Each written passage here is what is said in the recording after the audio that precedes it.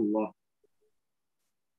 وعلى أهل بيتك الطيبين الطاهرين المظلومين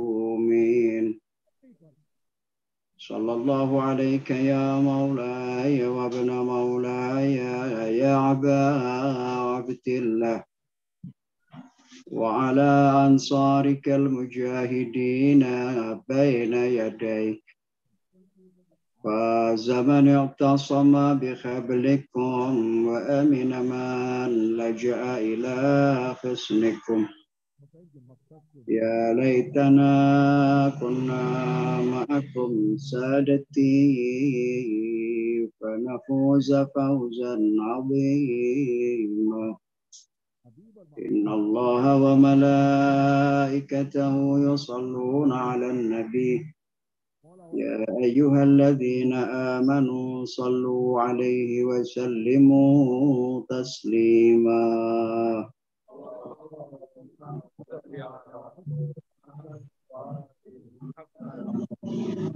قال الله تعالى في كتابه الكريم فتوبوا إلى الله توبة نصوحا. Taubatlah kalian kepada Allah Subhanahu wa Ta'ala dengan taubat yang sesungguhnya.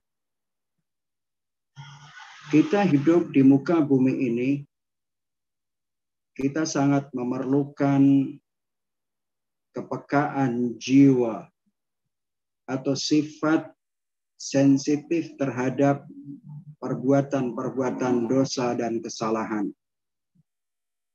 Karena bisa jadi orang terjerumus ke dalam dosa dan kesalahan akibat ketidaktahuannya, akibat kebodohannya terhadap apa yang dilakukannya.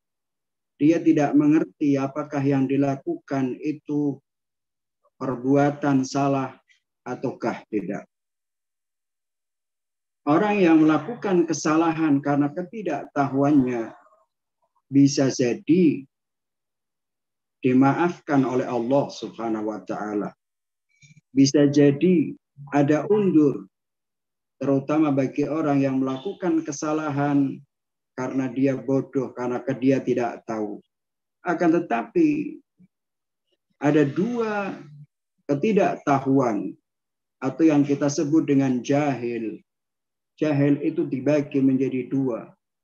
Jahil qasir dan jahil muqassir. Jahil qasir adalah orang yang tidak tahu, akan tetapi dia tidak memiliki sarana untuk belajar, tidak ada tempat, tidak ada sesuatu yang bisa digunakan untuk belajar. Orang yang melakukan kesalahan karena ketidaktahuannya yang semacam ini, Allah Subhanahu wa Ta'ala akan mengampuninya.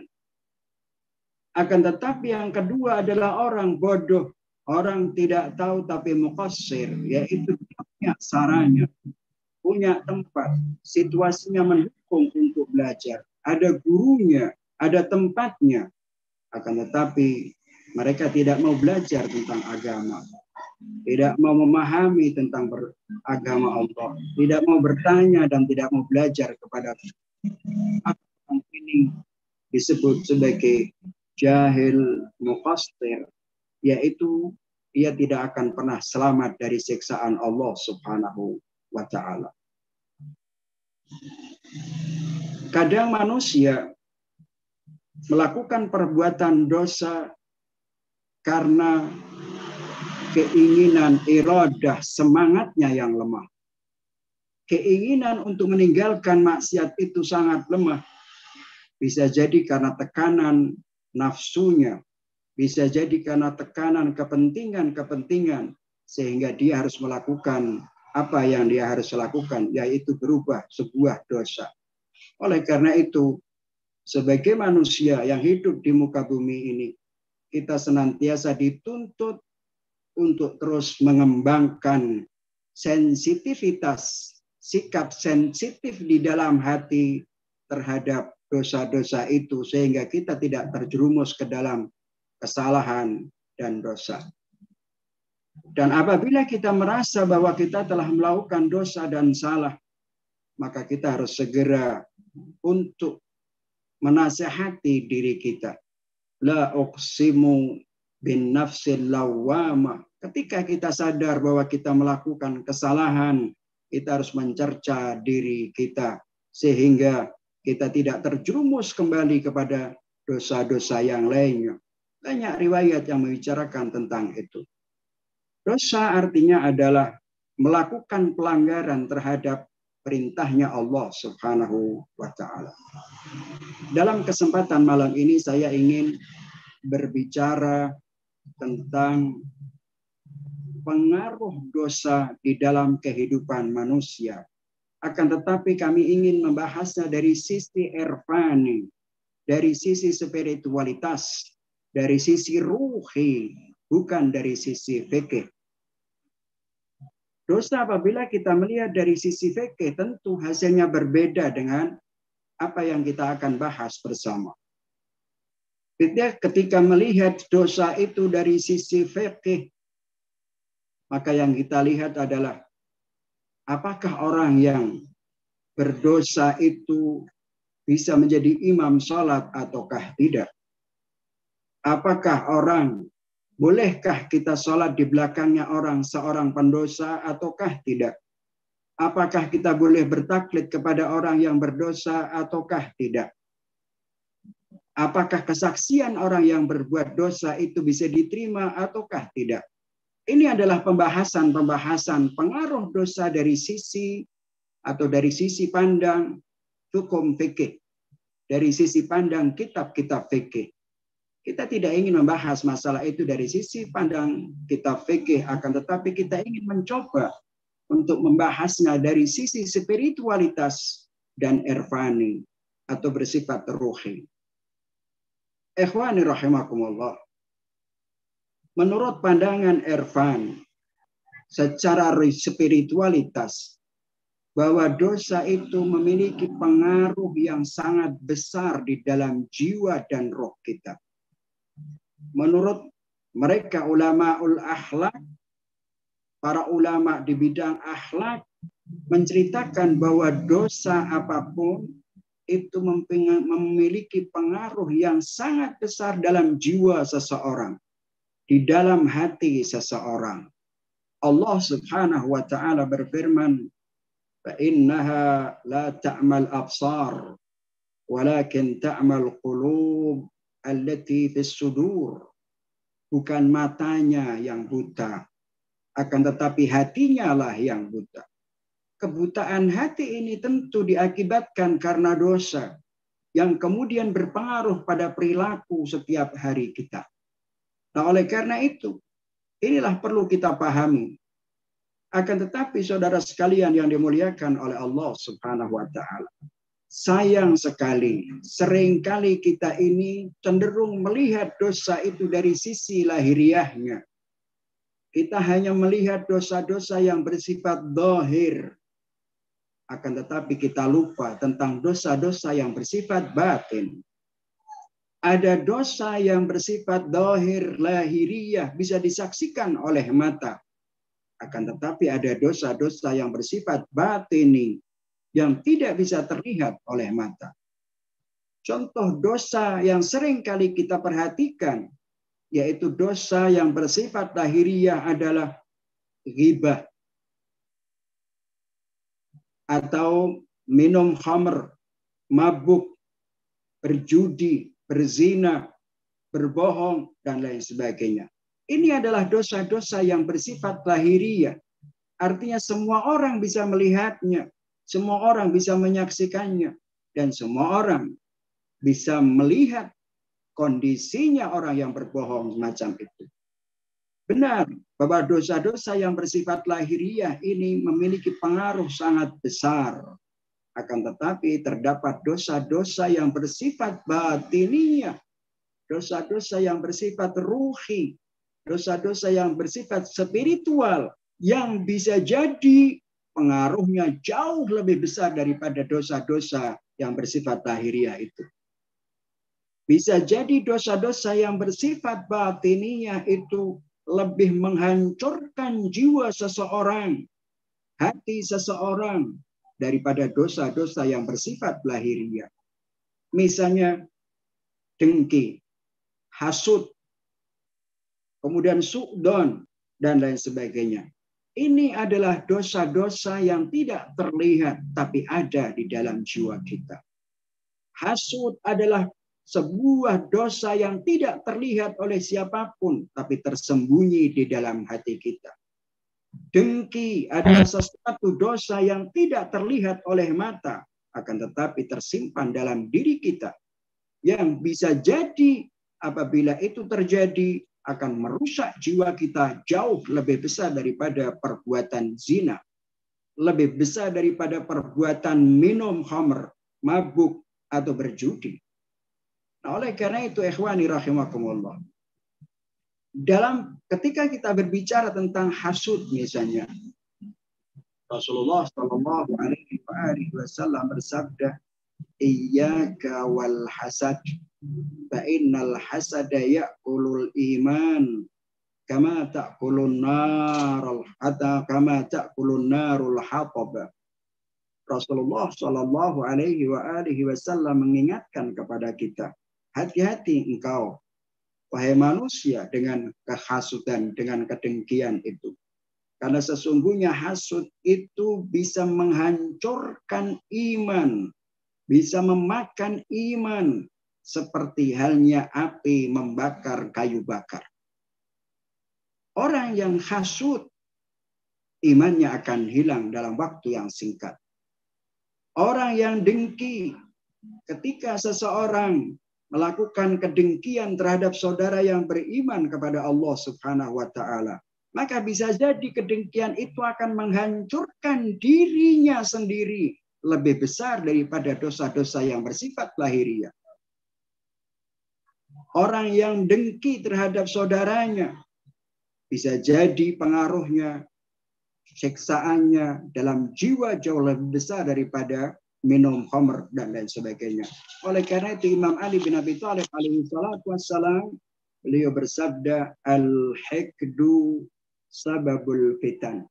Kedengkian itu menyebabkan fitnah, peperangan di antara saudara.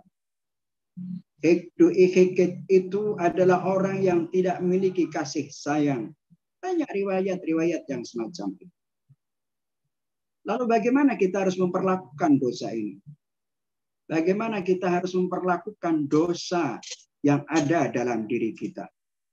Bisa jadi sebuah dosa pengaruhnya tidak begitu besar. Akan tetapi perilaku kita atau ketika kita memperlakukan dosa itu justru di dalamnya tersimpan bahaya yang sangat besar. Kenapa? Karena dosa itu memiliki hubungan dua sisi. Hubungan khariji, hubungan yang bersifat di luar, dan hubungan yang bersifat batini dalam jiwa kita. Saya ingin memberikan sebuah contoh. Bisa jadi sebuah dosa itu pengaruhnya di luar tidak begitu besar. Akan tetapi ketika kita memperlakukan dosa itu pengaruhnya sangat besar dalam diri kita. Misalnya kalimat of yang disebutkan di dalam Al-Quranul Karim. Fala taqul lahuma uffin wala tanharhuma. Seorang anak ketika dia berkata kepada ibunya of, atau kepada ayahnya of, atau membentak ibunya dengan bahasa yang kasar, atau membentak ayahnya dengan bahasa yang kasar, bisa jadi ibu dan bapaknya tidak terpengaruh. Bisa jadi ibu dan ayahnya akan memaafkan perbuatan sang anak. Akan tetapi ketika sang anak meremehkan perbuatannya, itu akan menjadi sebuah kerugian yang amat besar bagi sang anak. Jadi ada dua sisi hubungan. Hubungan yang di luar dan hubungan yang di dalam. Perbuatan bisa jadi tidak akan banyak bahayanya bagi orang luar, tapi banyak berbahaya bagi dirinya yang sangat luar biasa. Kapan itu? Yaitu ketika dia meremehkan dosa yang dia lakukan. meremehkan kesalahan yang dianggap kecil itu.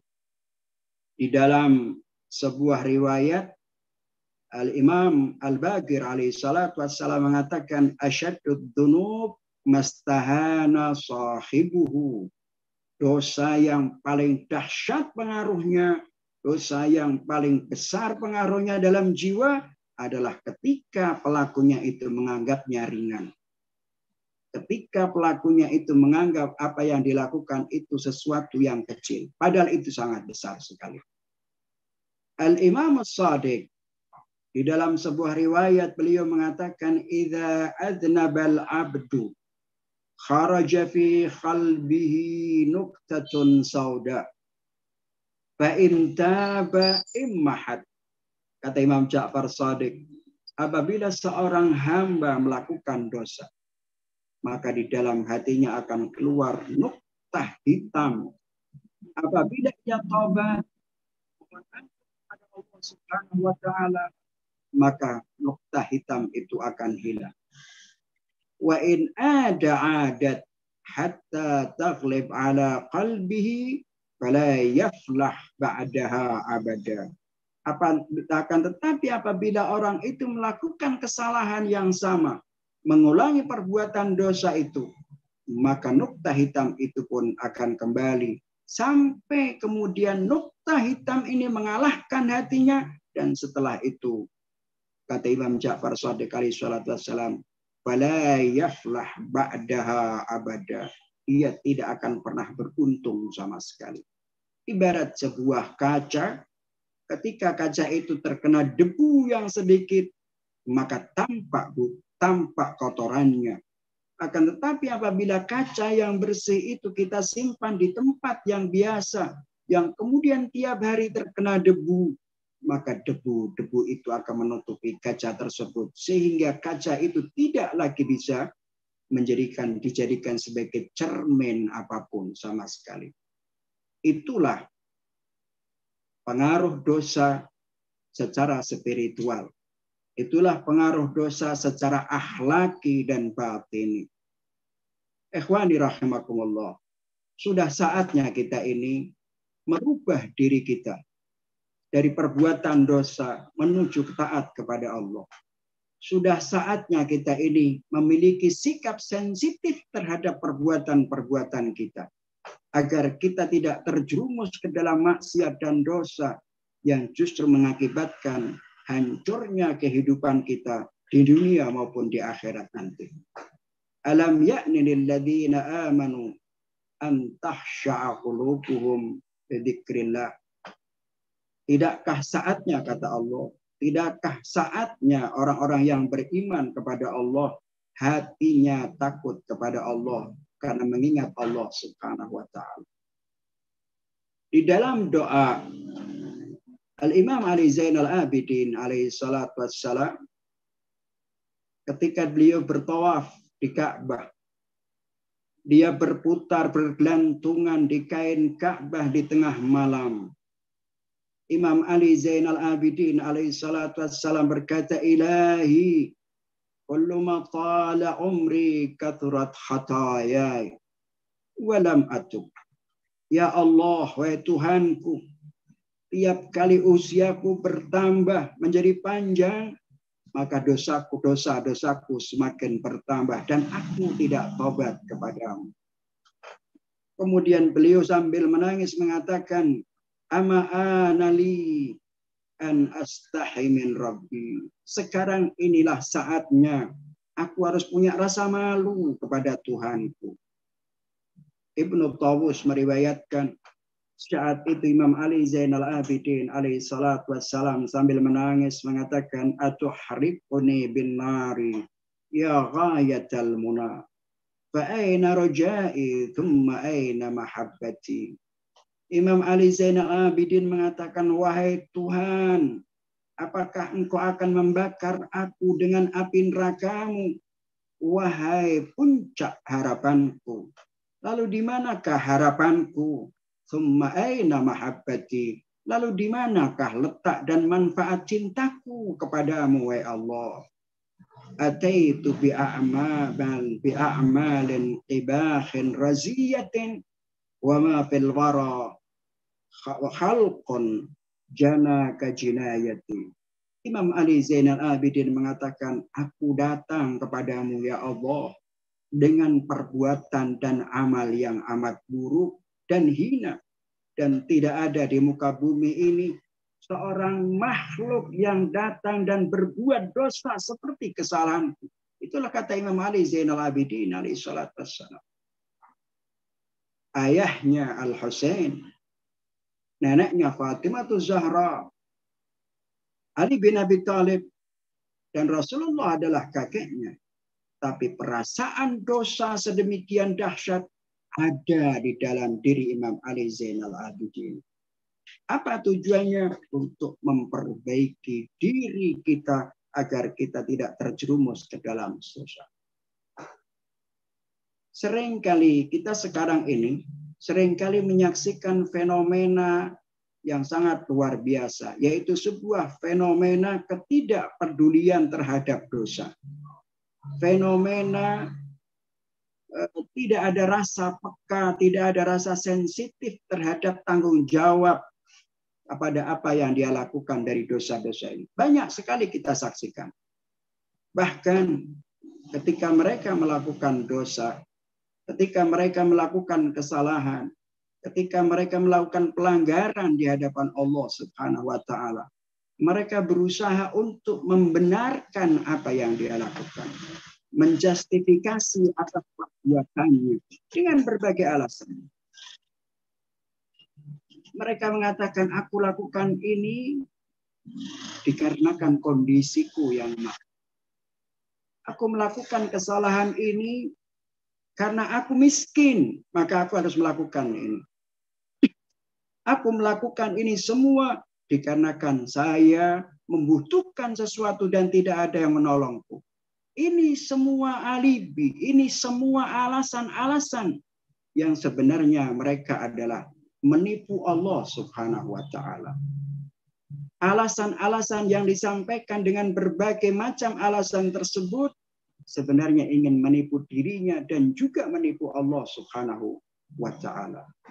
Boleh saja kita mengatakan aku terpaksa. Boleh saja kita mengatakan kondisiku mengharuskan untuk melakukan perbuatan itu. Di dunia akan tetapi di akhirat nanti. Dan bahkan di dunia itu pun ketika kita berada dalam kesendirian, kita tahu bahwa kita telah menipu Allah. Jiwa kita tidak akan pernah tenang. Hidup kita akan selalu merasa bersalah. Padahal di akhirat nanti, lisan kita ditutup oleh Allah Subhanahu wa ta'ala. Di akhirat nanti, yang berbicara bukan lagi lisan kita, tapi yang berbicara adalah seluruh anggota tubuh kita. Allah Subhanahu wa ta'ala berfirman, "Al-yawma nahtimu ala afwahihim wa tukallimuna aydihim wa arjulihim bima kanu yaksibun." Hari itu, kata Allah, kami tutup lisan mereka, mulut mereka, dan yang berbicara kepada kami adalah tangan dan kaki mereka atas apa yang mereka perbuat. Oleh karena itu, saudara sekalian yang dimuliakan oleh Allah, kita harus punya rasa tanggung jawab atas perbuatan dosa itu. Karena rasa tanggung jawab bahwa kita merasa berdosa, kita akan merendahkan diri di hadapan Allah Subhanahu wa taala. Jadi ada fenomena yang sangat menarik dilakukan. Fenomena yang kedua adalah orang cenderung untuk melihat kesalahan orang, mencari kesalahan orang. Kalau semua orang hidup di muka bumi ini, pasti dia punya latar belakang yang berbeda-beda. Semua orang punya masa lalunya. Ketika semua orang kemudian mencari kelemahan saudaranya, mencari aib-aib saudaranya yang dia ada di masa lalu, maka tidak akan ada orang yang selamat dari aibnya. Inilah yang menyebabkan orang kemudian meremehkan dosa. Dia mencari kelemahan orang, aib orang, sementara dia lupa akan aibnya sendiri, lupa akan kesalahannya sendiri. Rasulullah Shallallahu Alaihi Wasallam bersabda, rahimallahu abdan ishtaghala bi uyubihi an uyubin nas. Dirahmati Allah seorang hamba yang sibuk untuk mengoreksi dirinya sendiri daripada mengoreksi kesalahan orang lain. Mestinya kita dalam hidup ini selalu mengoreksi diri kita, menyibukkan diri kita dengan kesalahan kita, dan jangan sampai kita kemudian mengoreksi kesalahan orang lain. Allah menutup kesalahan mereka dan Allah juga menutup kesalahan kita. Jangan pernah kita bongkar di hadapan orang lain dengan mengusip dan menyingkap aib-aib orang lain. Yang ketiga, ada kecenderungan orang itu tidak mau mendengarkan nasihat, tidak mau belajar dari situasi. Ketika kita menyaksikan orang yang meninggal dunia, kemudian diangkat di atas keranda, dibawa ke kuburan, kita tidak pernah mau belajar bahwa satu saat kita akan dijadikan sama seperti dia. Ketika orang itu dimasukkan ke dalam liang kubur, kita tidak pernah tahu, tidak pernah mau belajar bahwa satu saat nanti kita akan dimasukkan dan akan berstatus seperti dia. Saat itu, ketika kita berbicara tentang ayat-ayat Al-Quran, tentang sakaratul maut, tentang kematian, tentang yaumul hisab, cenderung orang mengatakan, aku manusia suci, aku tidak pernah berbuat kesalahan. Jadi kalau aku mati pasti tidak seperti mereka. Ini namanya istihanah, menganggap remeh sebuah dosa. Di dalam ketika orang itu kemudian meremehkan nasihat, maka lama-kelamaan hatinya akan menjadi keras seperti batu. Tsumma qasat qulubukum min ba'di dzalika fahiya kal hijarati aw ashaddu qaswa. Allah menceritakan itu. Hatinya menjadi keras, lebih keras daripada hati. Lebih keras daripada batu. Ada di antara batu-batu itu yang takut kepada Allah. Akan tetapi manusia, hati manusia lebih keras daripada itu. Dan dia tidak takut kepada Allah Subhanahu wa ta'ala. Ikhwan rahimakumullah. Lalu bagaimana kita bisa punya rasa tanggung jawab atas dosa-dosa ini? Pertama adalah kita harus mengakui dosa kita. Al-i'taraf bid-dzunub, mengakui dosa di hadapan Allah Subhanahu wa ta'ala. Mengakui kesalahan, merendahkan diri di hadapan Allah Subhanahu wa ta'ala. Allah mengatakan tubu ilallahi taubatan nasuha. Kembalilah kalian, bertobatlah kalian kepada Allah dengan tobat yang sangat sesungguhnya. Di dalam sebuah doa, yaitu munajat at-tawwabin, Al-Imam Ali Zainal Abidin alaihi salatu wassalam mengungkapkan sebuah doa. Ilahi in kana nadamu ala dzambi taubatan fa inni wa izzatika minan nadimin. Ya Allah Tuhanku, apabila penyesalan atas dosa itu sebagai taubat yang dapat mendatangkan ampunan dan rahmat-Mu ya Allah, fa inni wa izzatika minan nadimin, maka sungguh aku dan demi kebesaran dan keagungan-Mu, aku adalah orang-orang termasuk yang menyesali atas perbuatan. Al-Imam Ali Zainal Abidin dalam doa yang disebut dengan Munajatut Taibin menggambarkan betapa hatinya lembut sedemikian dahsyat, merendahkan diri di hadapan Allah Subhanahu wa ta'ala. Yang kedua, coba kita hilangkan rasa sombong kita ini. Ketika kita ditanya, misal kita melakukan dosa, kita melakukan sebuah kesalahan, kemudian ketika kita ditanya oleh teman kita, apakah engkau melakukan kesalahan? Kenapa engkau melakukan perbuatan ini? Seringkali kita mengatakan, aku tidak melakukannya. Dia malu. Dia harus menunjukkan sikap sombongnya bahwa aku tidak berbuat itu. Kenapa engkau mendolimi istrimu? Orang mengatakan, aku tidak mendolimi istriku. Kenapa? Ada perasaan muncul takabur untuk tidak mau mengakui kesalahan ini. Ini yang menjadi masalah. Boleh saja kita sombong di hadapan orang lain. Kita boleh saja malu di depan orang lain. Ketika kita mengakui kesalahan, ketika kita mengakui kesalahan kita bahwa kita telah berbuat dosa di hadapan orang, bisa jadi hati kita menjadi rendah. Perasaan kita merasa hina di hadapan orang.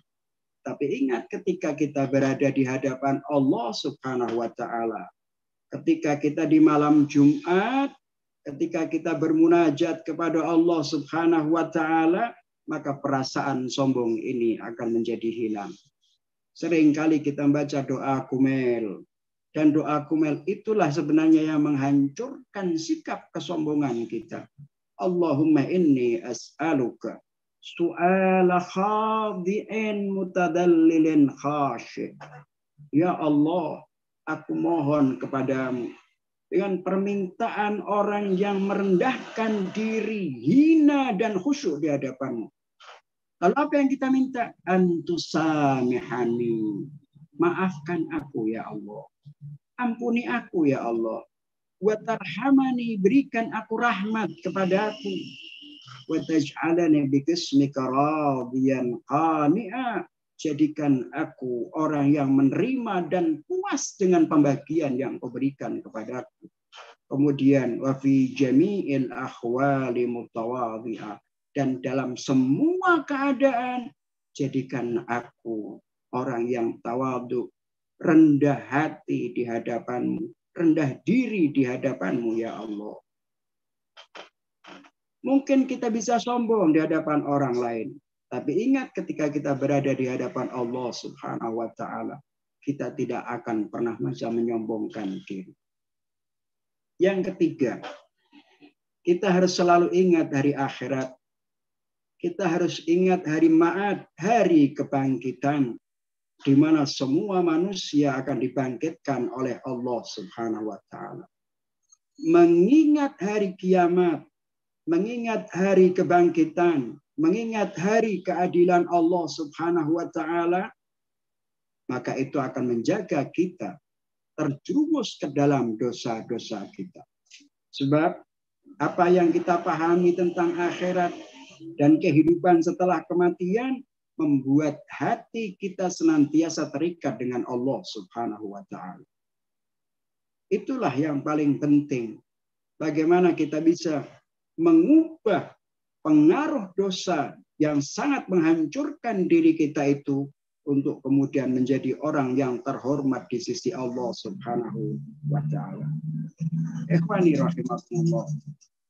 Itulah kesimpulan dari dosa-dosa atau pengaruh dosa-dosa di dalam kehidupan manusia secara spiritualitas.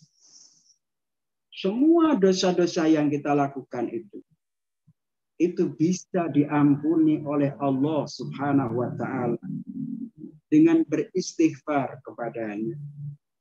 Ketika kita melakukan mata kita bermaksiat kepada Allah, bisa jadi ketika kita wudhu dan kemudian salat, menunaikan salat 2 rakaat, Allah menghapus semua dosa-dosa kita.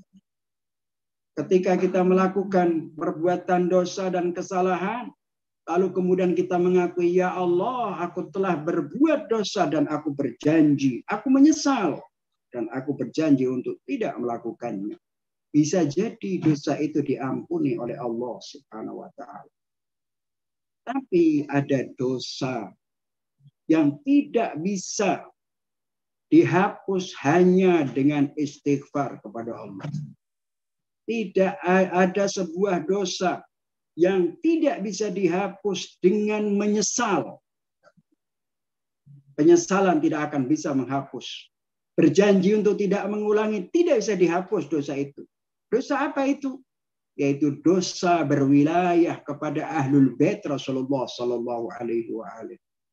Dosa yang bersifat wilayah, Orang yang meninggalkan Al-Imamul Husain alaihi salatu wassalam, orang yang meninggalkan Ahlul Bait Rasulullah adalah sebuah dosa yang tidak mungkin bisa dihapus sama sekali dengan istighfar dan penyesalan.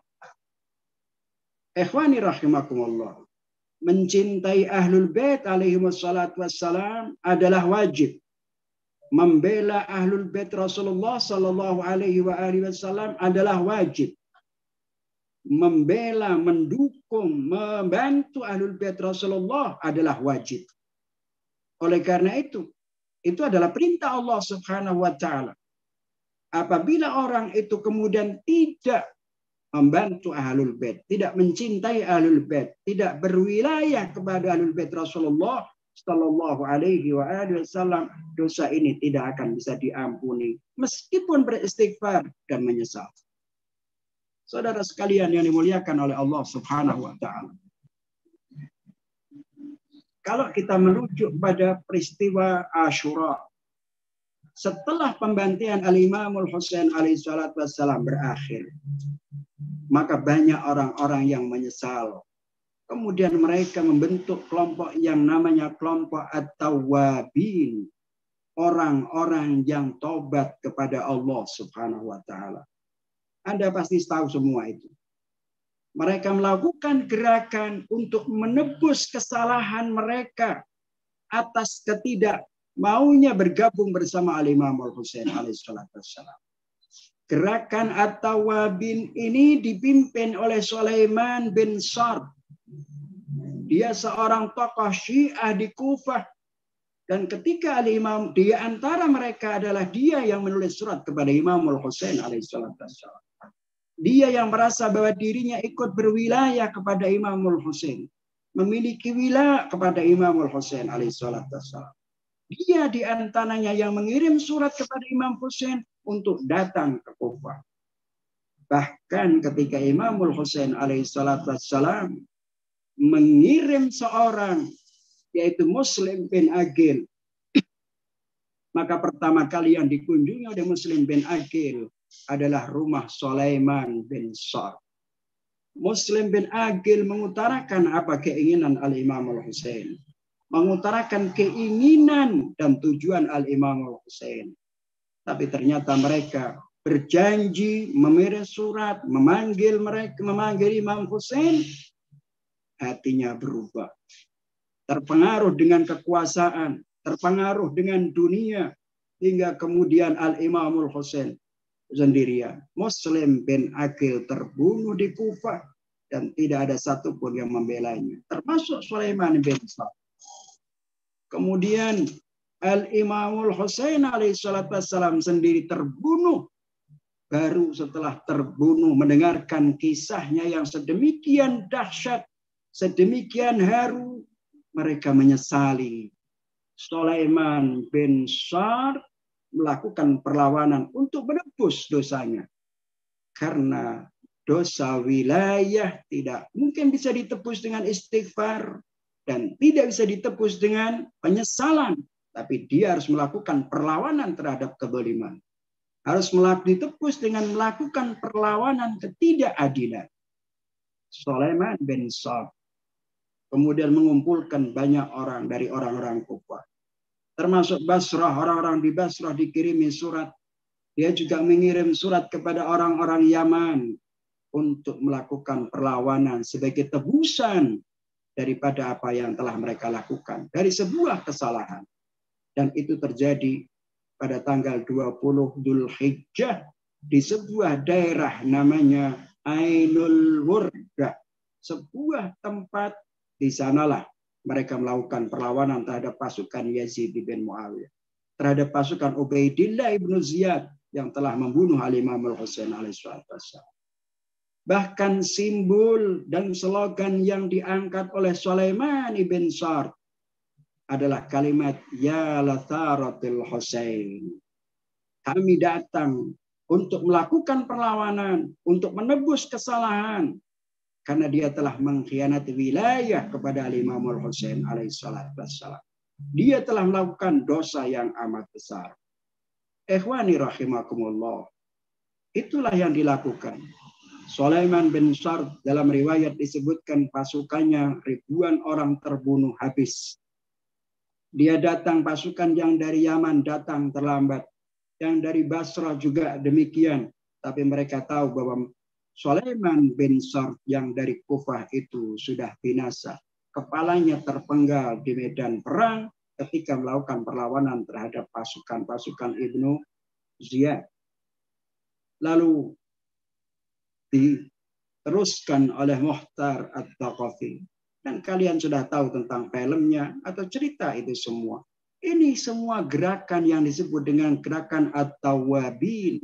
Kelompok-kelompok orang yang tobat, menebus kesalahannya karena mereka tidak membantu Al-Imam Al-Husain alaihissalatu wassalam. Semua dosa bisa diampuni oleh Allah kecuali kemusyrikan. Karena musyrik adalah dosa yang tidak mungkin diampuni oleh Allah. Juga demikian pula tentang dosa yang sulit diampuni oleh Allah kecuali dengan perlawanan terhadap orang yang zalim, yaitu adalah dosa wilayah, dosa wilai terhadap Al-Imam Al-Husain alaihi salatu wassalam. Tanpa itu tidak akan bisa diterima. Pernah seseorang dia sedang berhaji di zaman Imam Ali Zainal Abidin alaihi salatu wassalam. Orang itu kemudian tawaf, menangis luar biasa, menunjukkan sikap penyesalan yang sangat luar biasa, meminta ampun kepada Allah. Namun begitu selesai tawaf, dia berkata, tidak, Allah tidak mengampuni aku. Dilakukan terus sekian kali, begitu selesai dia mengatakan, engkau tidak akan mengampuni aku, ya Allah. Terus sampai beberapa kali. Ada seorang sahabat Imam Ali Zainal Abidin alaihi salatu wassalam mendekatinya. Ya fulan, engkau bertawaf. Engkau berdoa kepada Allah. Meminta ampun kepada Allah. Tapi tiba-tiba kemudian engkau mengatakan, engkau tidak mengampuni ya Allah. Tidakkah rahmatnya Allah lebih luas? Tidakkah ampunannya Allah subhanahu wa ta'ala lebih dahulu daripada kemurkaannya? Orang ini menjawab sambil menangis. Ketika dalam perang Karbala, aku termasuk orang yang ikut andil dalam membunuh Al-Imam Al-Husain alaihissalatu wassalam. Akulah yang mengambil pakaiannya Al-Imam Al-Husain, melucuti pakaian Al-Imam Al-Husain alaihissalatu wassalam. Dan Sayyidah Zainab saat itu menyaksikan aku. Dia berkata, demi Allah, engkau tidak akan diampuni oleh Allah subhanahu wa ta'ala sampai kapanpun. Lalu ketika sahabat Imam Ali Zainal Abidin mendengarkan pengakuan orang ini, orang itu mengatakan, sungguh benar apa yang disampaikan oleh Sayyidah Zainab. Engkau tidak akan pernah diampuni oleh Allah. Kenapa? Pengakuan dosa terhadap wilayah, pengkhianatan terhadap wilayah hanya bisa ditebus dengan perlawanan terhadap orang-orang yang zalim. Saudara sekalian yang dimuliakan oleh Allah Subhanahu wa taala. Kita seringkali di dalam doa itu di Yaumul Asyura, kalau tidak salah adalah ziarah Sya'baniyah. Ziarah Al-Imam Al-Husain alaihi salatu wassalam di waktu Sya'ban, di bulan Sya'ban. Itu kita mengatakan labbaika ya da'i Allah. In kana lam yujibka badani inda istighathatik. Ya Allah, labbaika ya da'i Allah. Yani aku datang wahai penyeru pada Allah Subhanahu wa taala. Yang dimaksudkan adalah Imam Al-Husain. Kalau badanku ini tidak datang membantumu di saat engkau meminta pertolongan. Kapan Imam Husain minta pertolongan? Di hari Asyura Imam Husain mengatakan, hal min mughithin yughithuna, hal min nasirin yansuruna. Di dalam doa Sya'baniyah itu kita mengatakan labbaika ya da'i Allah. In kana lam yujibka badani inda istighathatik. Apabila tubuhku tidak datang membantumu di saat engkau memanggil, minta bantuan. Walisani indastin dan lisanku tidak mengucapkan aku datang wa Abu Abdillah Al-Husain di saat kau mengucapkan hal min nasirin yang suruni, laqad ajabaka qalbi wa sam'i wa basari. Tapi hatiku, mataku, telingaku telah datang untuk memenuhi panggilanmu, ya Abu Abdillah al-Husain alaihissalatu wassalam. Inilah yang dilakukan oleh kita ketika kita berziarah kepada Imam Al-Husain alaihissalatu wassalam di bulan Sya'ban. Oleh karena itu, panggilan Al-Imam Al-Husain itu adalah panggilan yang bersifat abadi.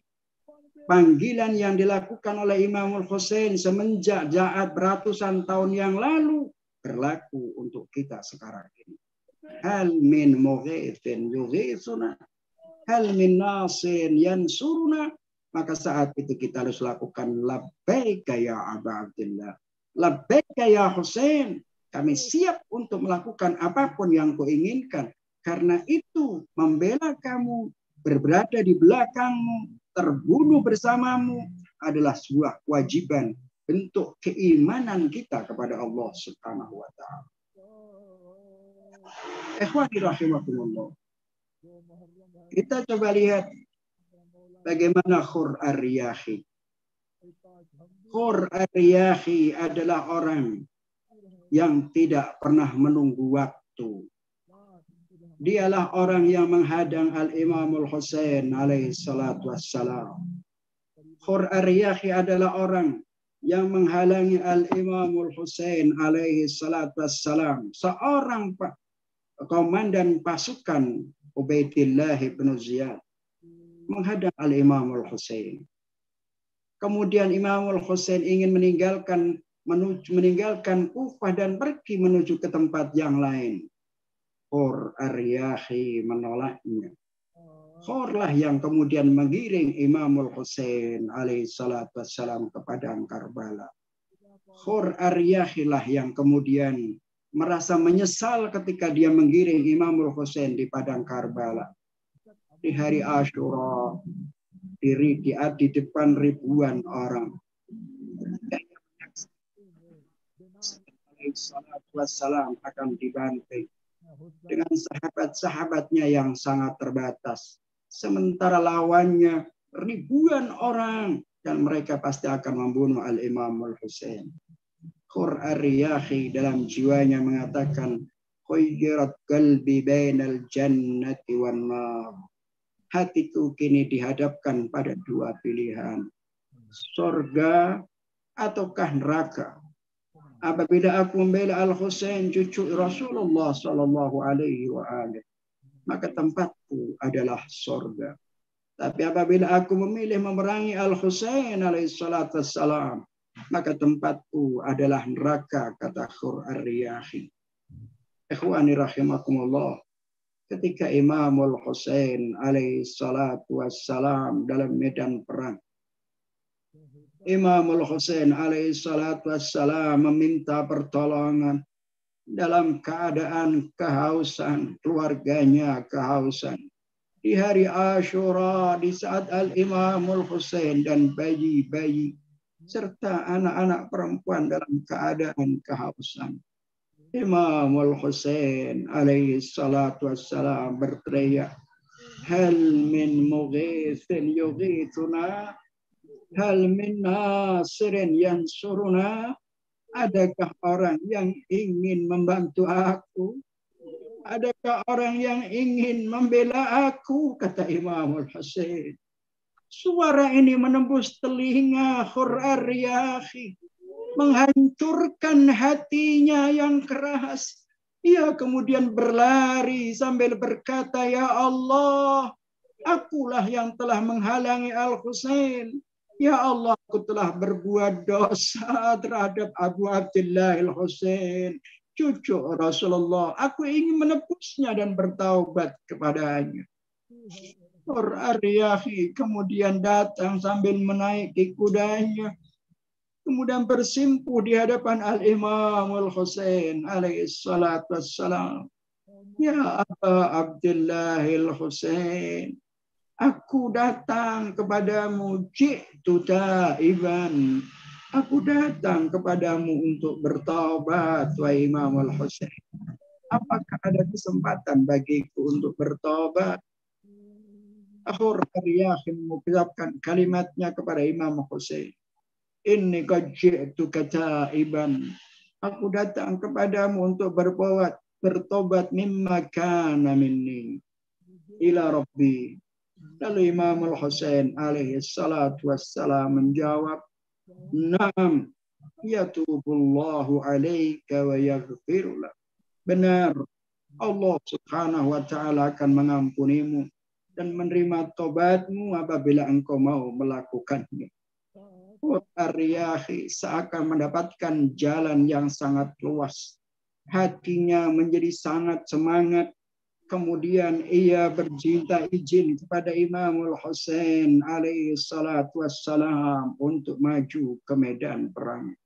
Ar-Riyahi dalam riwayat disebutkan setelah berkali-kali membunuh musuh-musuhnya hingga 40 di antara lawan yang terbunuh.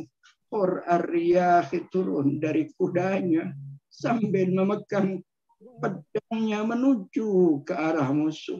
Ia berperang tanpa kuda melawan musuh-musuhnya yang berarti juga pernah menjadi teman-temannya. Sampai kemudian dipanah dari berbagai arah, dikeroyok dari berbagai tempat hingga Ar-Riyahi terbunuh. Kepalanya tersembelih dan jasadnya dikirim kepada Imam Al-Husain alaihi salatu wassalam.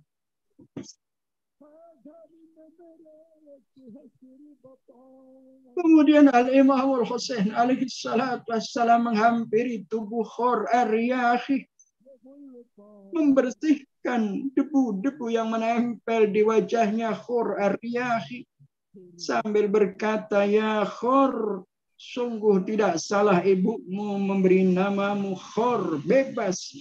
Engkau adalah hurun fid dunya wa sa'idun fil jannah wa sa'idun fil akhirah." Engkau bebas di dunia ini dan engkau akan bahagia di surga nanti. Itulah ungkapan yang dilakukan oleh Al-Imam Al-Husain alaihi salatu wassalam. Ya Aba Abdillah Al-Husain, sungguh beruntung orang-orang yang taubat, yang kemudian engkau usap wajahnya. Ya Aba Abdillah Al-Husain, sekiranya dalam keadaan kami sakaratul maut, mohon engkau datanglah kepada kami. Meganglah dada kami dan lihatlah wajah kami agar kami bisa melihat keagungan surganya Allah Subhanahu wa ta'ala. Inna lillah wa inna ilaihi raji'un.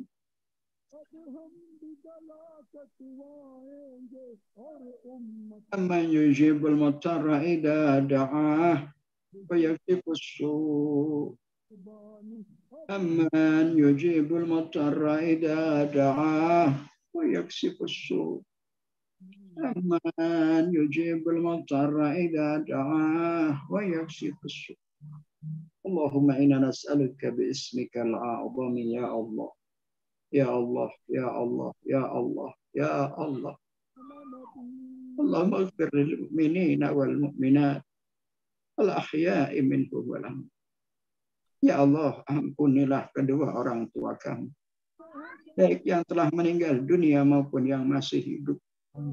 Apabila mereka yang telah meninggal dunia karena engkau siksa karena dosa-dosanya, ya Allah, demi tetesan air mata ini, ampunilah mereka. Masukkanlah cahaya ke dalam kuburnya. Allahumma sembuhkan setiap orang yang sakit dari saudara-saudara kita. Apabila ada kawan-kawan kita, kawan-kawan kami yang tidak bisa hadir dan tidak bisa mengikuti acara Majlis Imam Al-Husain tahun ini, mudah-mudahan tahun depan mereka bisa mengikutinya, ya Allah. Allahumma berikanlah kemudahan kepada saudara kita yang mendapatkan kesulitan. Wa sallallahu ala Muhammadin wa ali Muhammad. وإلى أرواح أموات الحاضرين وفيهم الفاتحة قبلها الصلوات.